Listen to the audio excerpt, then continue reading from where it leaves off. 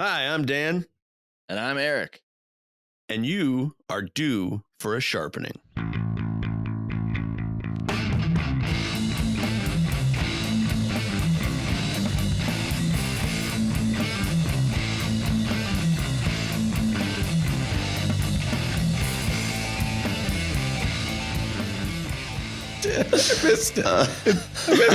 How do you do that? How does that happen? What do you do? He missed the button. I missed it. It was right there. There. What are you Click that button. drinking I totally tonight? forgot I wasn't supposed to do that. Motherfucker. Oh, he confiscated those mushroom chocolates, didn't he? Fun. I can't even add them to my collection. You have a collection. So. Think of how fun that would be, you bitch. Yeah. Well, since we're not doing video, I can take these off. And I can undo this. Yeah. Oh, I want to hear that. The gut. And I can slip overflow. this in. Oh. Hey, fuck you. And then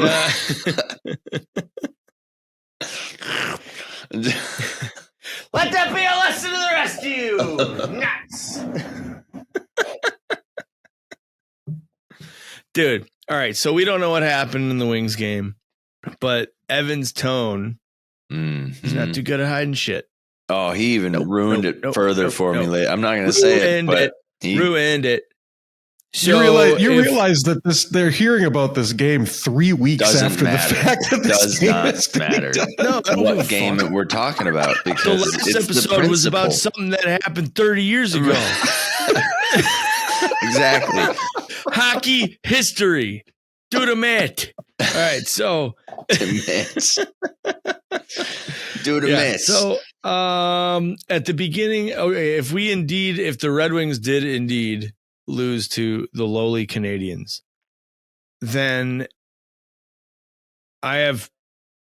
there's something going on in the rumor mill right now, and that's Patrick Kane, hasn't been playing at all. Right. But his agent and he are down to like a 3 to 4 player list, and the Red Wings are on it. Team. And one would be, you've already won 3 cups. Are you really going out for another cup? Maybe there's value in the progression that you could actually tangibly measure.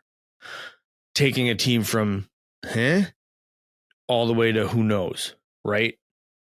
That could be fun. And you've had a lot of success with Alex DeBrincat. Everybody knows that, right? Yeah, they had great chemistry in Chicago. I love Lucas Raymond, but his age alone says there's nothing wrong with the idea that he would be taken off the top line because you brought in a guy like Patrick Kane to be on a line with Larkin and DeBrincat, right? I mean, let's face it. Patrick Kane is a first ballot Hall of Fame. Oh, he's a world-class player. Absolutely. Right. And bringing him to the Wings would certainly be exciting. Now, they talked about this in the offseason. And after all the, surprise to a lot of people moves by Yzerman, bringing in people in the UFA, category, Patrick Kane didn't make a whole lot of sense. But now that you've seen what this team can do and both what it's capable of fucking off in, I think Patrick Kane makes a lot more sense now. Even though we're only a month into the season, I mean, shit. How many opportunities does a team have to severely bolster their offense way before the trade deadline, where teams only open up because it's the fucking trade deadline? I mean, there's logic to why they only do it that time of year, but there is still like a sheeple. Well, yeah, and it begs the question to it. Does Yzerman think that we are at that point right now where if we were to go out and get a guy like Patrick Kane, would that put us over the edge? I don't know. And you're right.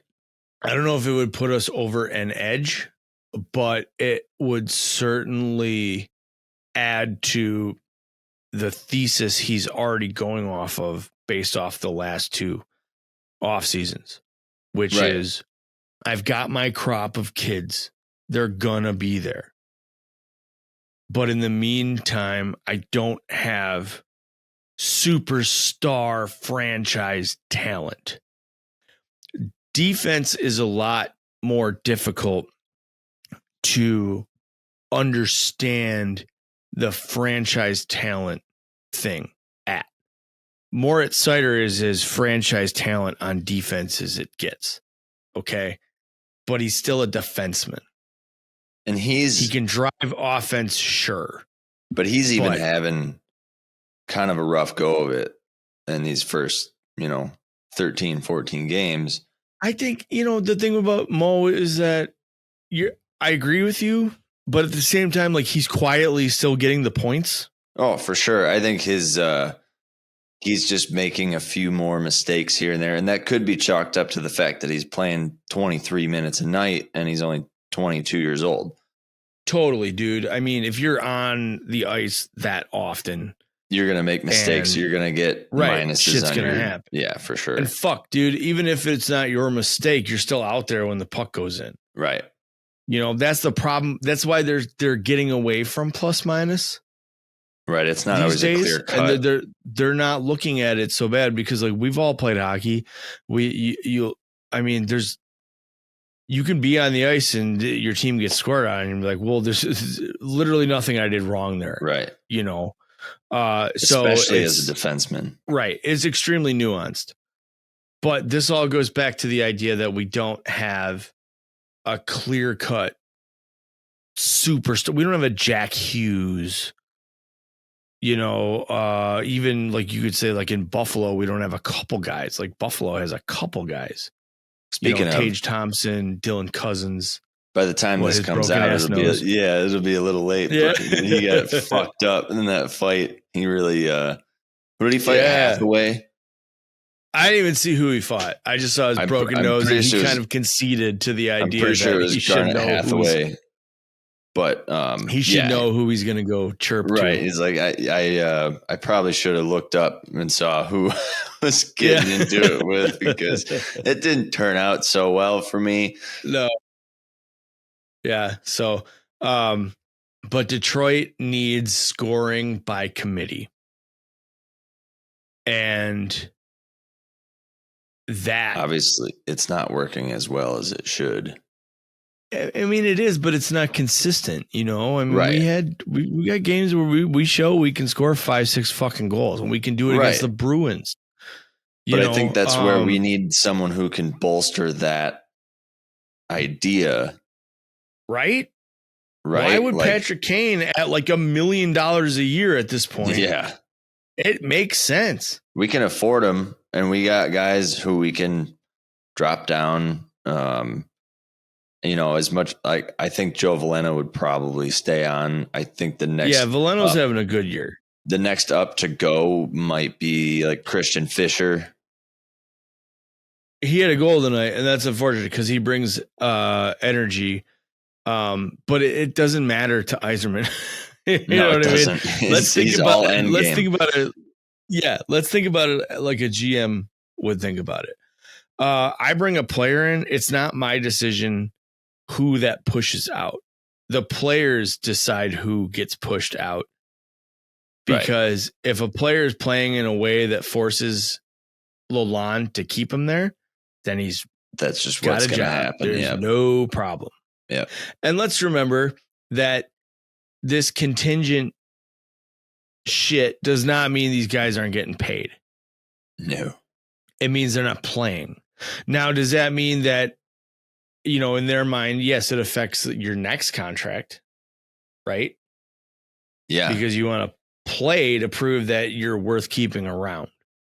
But therein lies the nature of the beast. And that's something you probably should think of when you sign a contract, when the person on the other end of the pen is Steve Yzerman. Well, and that is what's comes back to Detroit. It's kind of fucked up about, it's a business first and foremost.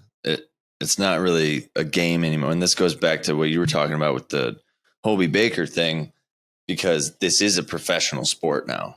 It's not just amateurs. So when you're getting paid to play a game for a living, it is now solely a business in management's eyes.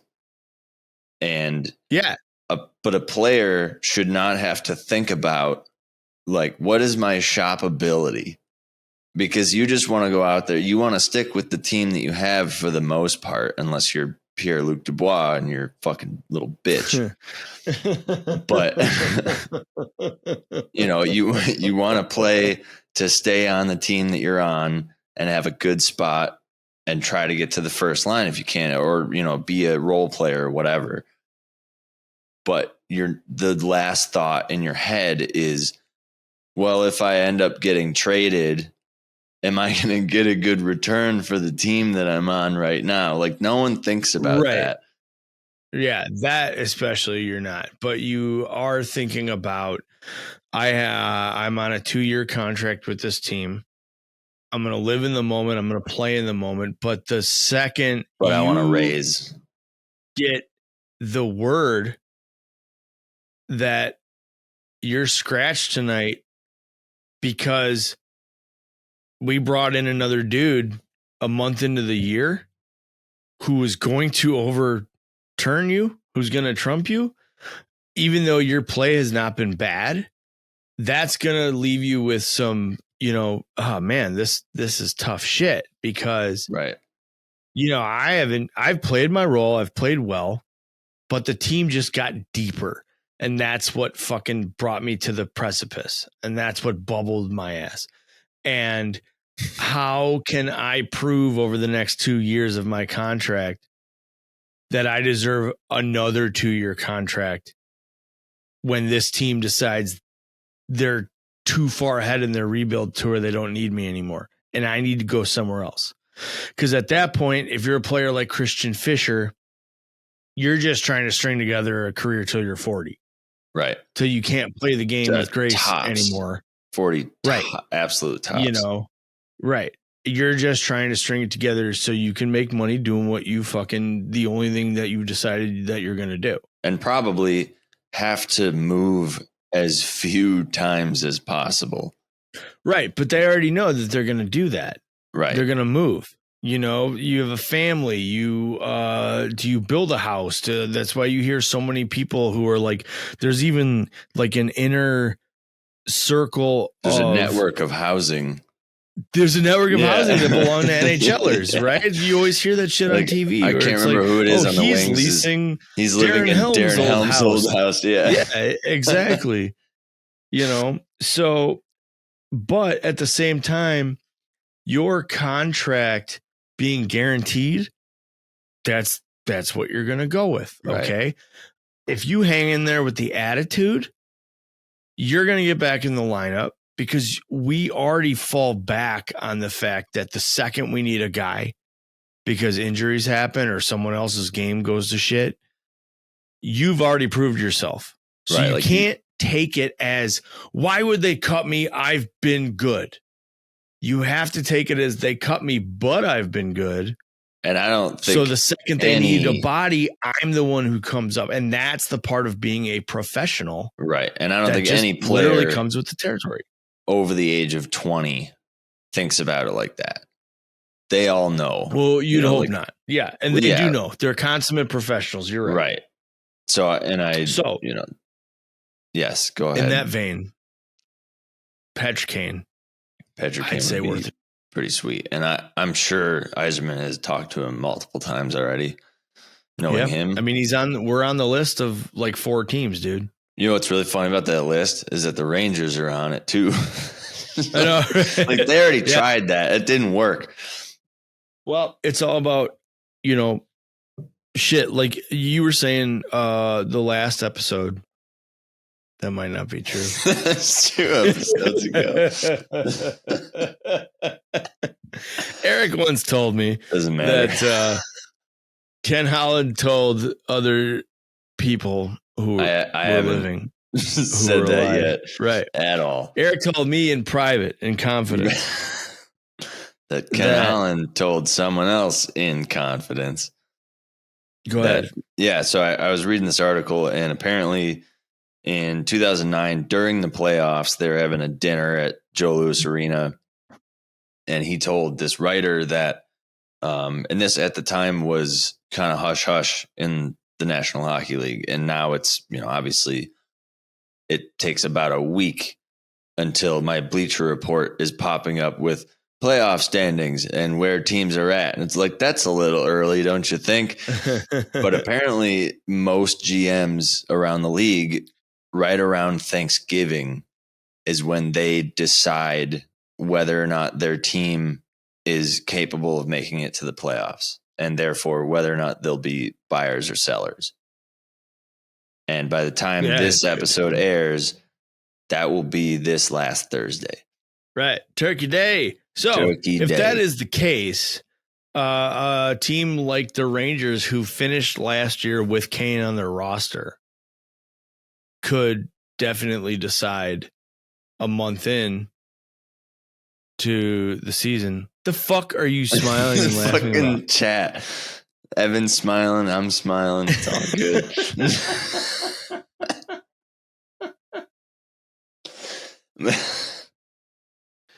I'm not actually sure. I think by the time this comes out, I think we're actually a week past Thanksgiving. Okay, whatever. Nobody cares. 28th. Whatever. Fuck it. Doesn't matter. All right. Imagine you're back before the Wings signed Kane. All right. Because it's going to happen. Right. The Rangers wanted him, but the Wings beat him to it. We have more. But the reason the Rangers anyway. wanted them, the reason the Rangers wanted him, even though they had already had him, price goes down because they already had you. But if you want to bring a friend, boom, price goes back up again. That's basically it. I don't need to say anymore. No, if he brings Yamamoto with him, Zibanejad kind of looks. Got those long flowing. Anyway. Mm-hmm. So yeah, and brought so to you by the craziest thing about this is that this dude kind of dove into previous years, and this article that I read came out in 2022. So he had 13 years after this conversation with Ken Holland to look into it, and he tracked it. And it turns out that 77.5% of the time, the standings as of Thanksgiving will last until the playoffs start. Well, they've said that. They've said that a lot, where that's pretty much the value of it. The other part of the 77%, right? The other half of that, or the other portion of that, probably goes to what? The St. Louis Blues. The Blues, right? And the Kings. Yeah. The Kings in 2012. Yeah. Yeah, the first Kings Stanley Cup. They were an 8th seed. And then, yeah, definitely, dude, the Blues of they were the worst 2018? team in the league. 2019. 2019? Yeah, you're right. 2018 was the Capitals. Mm-hmm. Yeah, 2019 St. Louis Blues were by January 1st. They were the worst team in the league. Yeah, it was fucking crazy. Yeah. It's like, how do you pull that off in 4 months? That was cool, man. That was a fun year to watch. Well, that was really cool to root for the Blues. That was when they pulled up Bennington, and he had all that cocaine. So, so you shared it with the rest of the team. Right. Him and Tim Allen in the back room going at it. They gave the refs a bunch of cocaine, but it was spiked with ricin. Right. They just all went to sleep, and that's how they woke up. They were giving lewds out. You got any lewds? Take a look at how loose his jeans are. Yeah, we're going back to the past here, people. Right. It's all past. Yeah. January. Ziggy, can you hear me? Okay, Evan said in January they were 15, 18, and 4. No, Evan actually said In January, they were 15, 18, and 4, ... Blues. So they had the Blues. Clearly, if they were that They were bad. bluesing. They had blues balls. There's a bluesing. They had the blues bars. Yeah, they were on a bluesing streak. And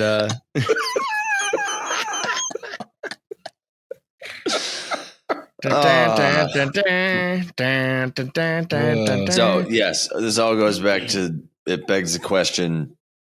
Well, it doesn't really beg the question. This is totally the time, if any, that Yzerman would sign Patrick Kane, because he knows right now whether or not, in his opinion, we are going to make the playoffs. So, damn, these ciders are strong. One would think we shot this after Thanksgiving dinner. Oh, it sounds like it. And that's exactly why we're signing players. Right. We're all turkey happy. Yeah, totally, guys. Dude, I think right with what Eric's saying, it for people who do this year in, year out, for people who have played through it for decades and are now general managers or executive vice presidents or presidents or whatever capacity the fuck they're regarded in their respective franchises and organizations. It does not take you long to see that, yes, there is hope that certain players will, come to, and their game will assemble and they'll be able to get back into it. But in like Detroit's case, they started the year very, very strong.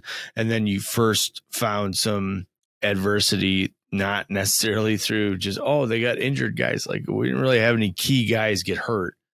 No, we just started not showing well. up to play. Yeah. Right. Exactly. The other night against New York, at least they didn't embarrass themselves. They were able to pop off 3 pretty quickly in the third period, make the score not as indicative of an ass whooping as it truly was. That game, I chalk it up because, listening to it, you can hear guys on the ice, right? So I chalk that whole game up to the third period to no one was communicating. I didn't hear a single fucking guy yelling at each other on the ice. The whole first 2 periods, there's nothing going on. For some reason. And that's but you could see it in the play that would ensue, that there was a total miscommunication. Or you can't even call it a miscommunication, because that implies that someone said something in the first place. No one was saying shit. Failure implies that she actually tried to be an actress. So no one was talking, and you could see it every single play. There was a mistake. Some dude would drop behind the net, and the other guy's going the complete opposite way, like going for a change. It was so bad. So many turnovers, so many unbelievable miscues, and the Rangers were just Rangers were on it. They were on it defensively, starting at the fucking blue line. At their blue line, there was no getting in. And then at the same time, when they were in possession and the Wings would get the puck, you scarcely see so many opportunities to get the puck out of the zone, and the Rangers were able to keep it. Yeah. So I noticed too, it deserves some benching, I would say. Shit. Not only that, forecheck in general, like the neutral zone, but I've noticed that a lot of teams have trouble with this. And I honestly, as a coach, I can't imagine, like, what do you do about teams that have ultra aggressive penalty kills? Because that shit is so hard to defend against. They're just giving it. And they don't care. Like, they're going to take chances, obviously, but somehow they're able to cover their zone enough with a guy that's on you every second of every pass that you make. It almost seems like you have to counter that by not shooting passing the fucking puck. Yeah. Just shoot. You have to. You know what that might actually be is that's that X factor thing. Right. That star factor thing. Where they give you room. you just give the puck to a guy who can just take it in from wherever the fuck he is and get a shot. Yeah. So therein lies, like in Detroit's situation, a little more star power faith. Now, it doesn't mean every game, right? But it's what you're saying. If they're super aggressive on the penalty kill, you got to put Alex DeBrincat in a spot where you can get him the puck and he just walks it in and tries to shoot. You have to be as close to Datsyukian as possible. Yeah, good luck. Without having Pavel Datsyuk. Right. I get what you're saying. The tough part about that, and what's weird to me, is with DeBrincat on his off wing on the power play and every other play, we don't utilize that enough. For some reason, every pass that he gets while we're on the power play is to his stick behind him. It's not in his wheelhouse.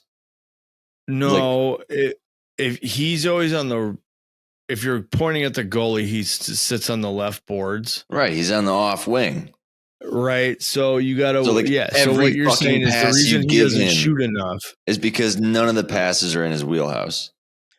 Well, and I get it. It's just that, you're or trying he looks to up get and control. there's nobody there. Not like, okay, even this game that we're currently not watching because it's 5 years from now. But I've seen Sider give him at least 5 passes because we have fucking 4 power plays already that we haven't done shit on. And every single pass is to his tape on his forehand, which means you can't one-time it from there. Like, put it at his feet. Let him take a shot. He's got a handful. I think the other thing, too, is Patrick Kane. Pretty good. I think adding Patrick Kane to the power play unit would be pretty fucking good. So it would be. Yeah. Yeah. And that would bolster our second power play unit, because I've noticed that they don't get nearly as much leeway as the first, because no one gives them the reverence that they give the first power play unit, which is pretty common. The second is also dealing with all of 35 seconds of time, because that's what you deal with in 2 minutes. Like, you're just second power play unit literally only exists because somebody can't pull a 2-minute shift in 5-man squads. But my point is, if they could all Nick Lidstrom, if they throw Raymond down to the second power play unit and put, say, Gostisbehere and Sprong, you have multiple options, and you might that's what it was until a week ago, though. Yeah, and they just put Raymond. Yeah, well, that's worked out. Well, they replaced Raymond with Sider tonight. I actually saw the one little glimpse I got to see of it. It was the top unit. Yeah, they had a good chance, but it was Larkin, Perron, and DeBrincat, and then on the point it was Wallman and Sider. So they did something there, Right. Well, but either way, the point is, if this Patrick Kane thing is worth a look to the people who, with the power of the pen, if you can get the guy for chump change, because at this point he's just trying to get back into the game. I mean, fuck, dude. He's never really had a scenario in his career where he's looking at, like right now. Yeah. Where we all know you're Patrick Kane, but maybe you're behind the 8 ball a little bit. And now it's time to reestablish yourself as a game breaker. And it sure would be nice to have one like that in Detroit. And in my eyes, that for a second. As a GM, you want to do that. If you're going to make a move on him, you got to do it sooner than later, because granted, he's practicing every day and all this shit, but he's not in game shape. And it's going to take him until after New Year's to get into game shape. But that's the stretch. People are going to get hurt. We're going to start getting call-ups from Grand Rapids. So now is the time. You may as well have him in the mix, man. If it doesn't cost you much, you can have, fuck. the Wings went out and signed these veteran guys for multiple reasons. But we didn't go out and sign a guy who's got 3 cups under his belt. Nope. And not only 3 cups, but not as some role player. Yeah. As a guy who scores the fucking winning goal. Yeah, of the Stanley Cup he did against Philadelphia in overtime to win a cup. He's Showtime out there every single opportunity that mattered. That's why it's his nickname. There you go. So Patrick if this is the era Kane. that somehow has, in Chicago, has scorned him enough to find himself out of work, what a fucking waste and what a shame. I don't care if he's a year older than me. So he's like 24. Well, the sexual assault probably didn't help, but I didn't really do that. It was consensual. Oh, you're talking about you. All right. Right. Oh, look at the time. Hitting the old dusty trail. Yeah. I like your hat. Yeah. I just got to go down to the base.